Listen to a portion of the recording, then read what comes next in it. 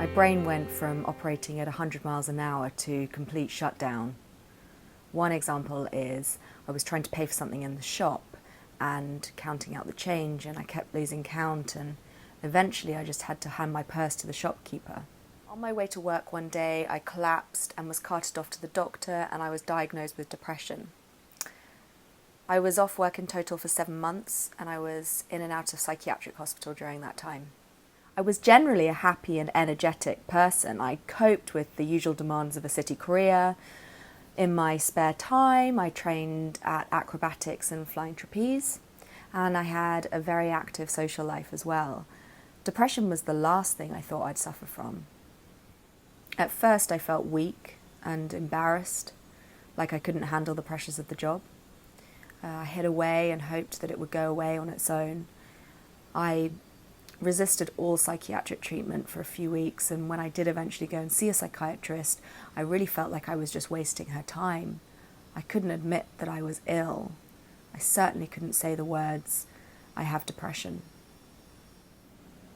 What was so agonizing was the numbness. I felt completely devoid of all emotion. I didn't feel human or alive.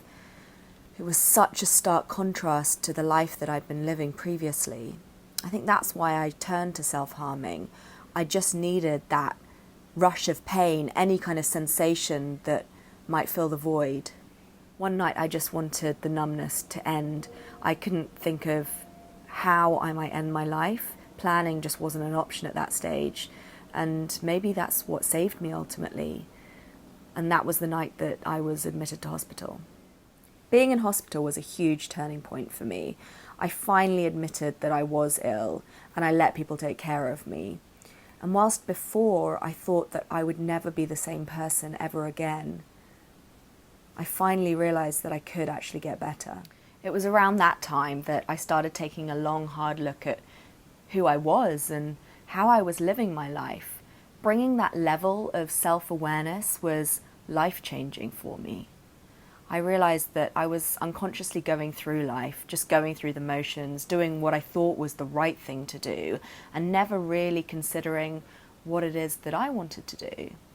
I bent over backwards for everyone. I was a real people pleaser. I never wanted to upset or disappoint anyone, and I'd suffer in silence. I read a book around that time called Depressive Illness, The Curse of the Strong, and the author, Tim Cantifer, said something that really helped me. He said, "You're wrong to think that you're weak for contracting this illness. You got it because you're too strong." I'm not embarrassed at all anymore. I used to relate to myself as damaged goods. But as the saying goes, what doesn't kill you makes you stronger, and I'm definitely stronger. It really was a wake-up call for me, and the lessons that I've learned from going through that process of recovery and coming out on the other side stronger are just invaluable to me. Why I share my story so openly now is to normalize depression.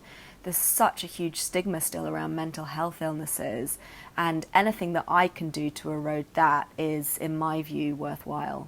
My advice to others would be, don't suffer in silence. Accept the treatment. Allow people to look after you. Use this as an opportunity to grow, and you will get better.